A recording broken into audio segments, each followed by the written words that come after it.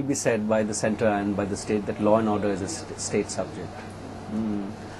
But we have known for a long time, since the riots happened, that the state in Gujarat, the government in Gujarat is loaded in favor of one community, and again very, very openly loaded against another community. That the state is not going to do anything about the redressal of their grievances. And I think then it becomes the responsibility of the centre, which really is the custodian of the constitution and all that it stands for, to do something about it.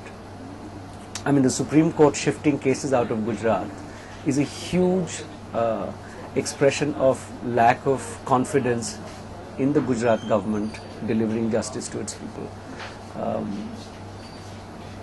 The people of Gujarat who are not getting justice under the Gujarat state government also happen to be citizens of India, and the government of India owes certain responsibilities to its citizens. And if it is apparent to the government of India that these citizens are not getting justice under a certain dispensation, it is its responsibility to act in some manner or the other.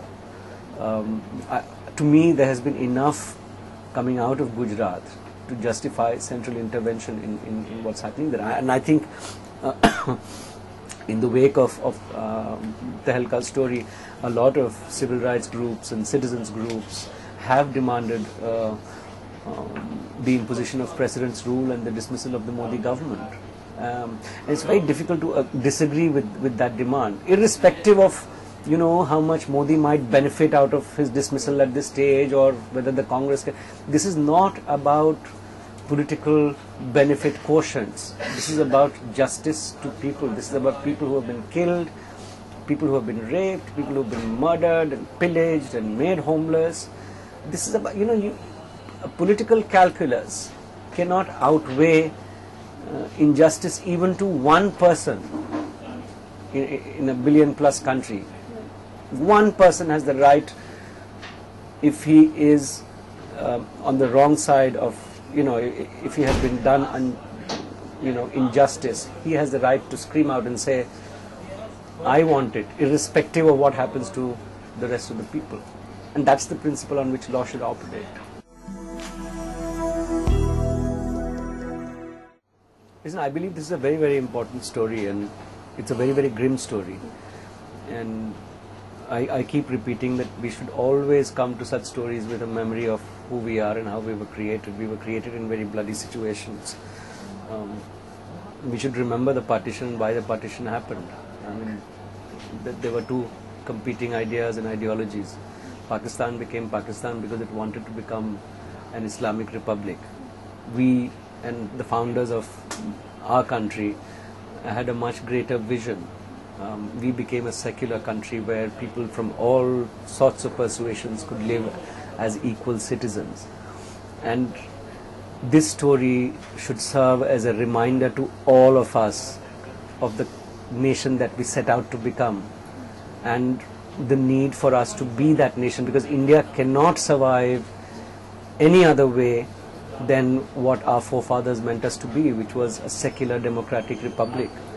I mean, there are so many kinds of people in this country that if one section of people start getting preference over the other, or if one starts to establish a hegemony over the other, there will be civil war in this country. Rule of law, equality of all, whether, irrespective of sex, creed, color, class, as our constitution says, it is built into who we are.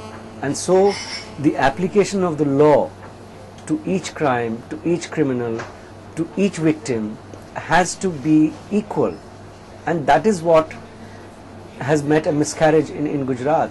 And this is not true of today, this is true of several years now.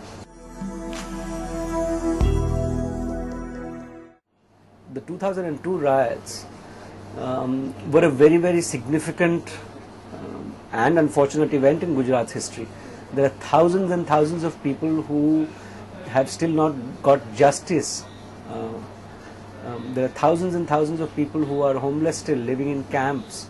There are thousands of people who have lost near and very dear ones. There are thousands of people who were maimed, emotionally, physically, and they haven't got justice. And to say that this should not be an issue in this election is absurd. The facts of an important event like this to come out at any time, 10, 20, 50 years later, the facts of such an event to come out are a good thing in a democracy. People should know, have a right to know what really happened. We are still digging out, archives of what happened under Stalin in the Soviet Union, of what happened under Adolf Hitler in Nazi Germany. Those archives are still coming out. We are still digging, archival importance of what happened in France during the Bourbons. I mean, history is that. People need to know history in order to go on with their lives.